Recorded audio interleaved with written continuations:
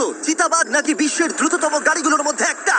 একজন মানুষ কি লড়াইয়ে ভালুককে হারাতে পারবে? একটা বাঘ কি ওয়ার্ল্ড রেকর্ডধারী হাই জাম্পারকে হারাতে পারবে? আমরা এই সব কটা প্রশ্নের উত্তর দেব আর শুরু করব পৃথিবীর সবথেকে শক্তিশালী মানুষকে দিয়ে। ওর শক্তি আমরা পরীক্ষা করব একটা 227 কেজি ওজনের সিংহের বিরুদ্ধে টাগ অফ ওয়ার দিয়ে। তুমি কি আর কিছু বলতে চাইবে? না, করে দেখাবো। 3 2 1 শুরু করো। ঠিক আছে, খেলা শুরু হয়ে গেছে। ও মাই গড, ওর মুখটা দেখো, এই শার্টটার শক্তিটা ও দেখো। মাই গড। সিংহটা এখন লিটারালি বিশ্বের সবথেকে শক্তিশালী মানুষকে ধরে রেখেছে। দাঁড়াও, ও কি করছে? সিংহটা কি ঘুরে দাঁড়ালো? মনে হচ্ছে ও ব্রায়ানকে ক্লান্ত করার চেষ্টা করছে। এই দেখো, ব্রায়ান আসল প্লেনকে টানছে, কিন্তু এখনো এই সিংহটাকে টানতে পারছে না।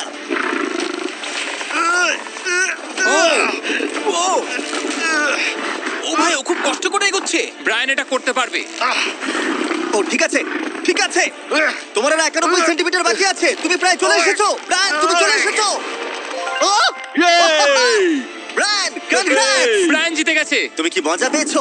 ও। ঠিক আছে বাবা, ও। আমি আর কথা বলবো না। ঠিক আছে, কোনো ব্যাপার নয়। কিন্তু এটা 7টা চ্যালেঞ্জের মধ্যে প্রথমটা যা মানুষ বনাম প্রাণীর পরীক্ষা নেবে। এবার আমাদের সাথে রয়েছে এই পৃথিবীতে সবথেকে উঁচুতে লাফানো ব্যক্তি। ইয়ার কি করছি না, এটা ওর গিনেস ওয়ার্ল্ড রেকর্ড। পৃথিবীতে আর যে কোনো জীবিত মানুষই এর থেকে উঁচুতে লাফাতে পারে না। আর ও এখানে বাঘের বিরুদ্ধে লড়াই করবে। দেখা যাক কে বেশি উঁচুতে লাফায়, মানুষ নাকি পশু। মানুষ বনাম প্রাণী পার্ট 2 দেখতে চাইলে ভিডিওটিতে লাইক এবং চ্যানেলটিকে সাবস্ক্রাইব করে কমেন্টে পার্ট 2 লেখো। সাবস্ক্রাইব করতে ভুলো না কিন্তু।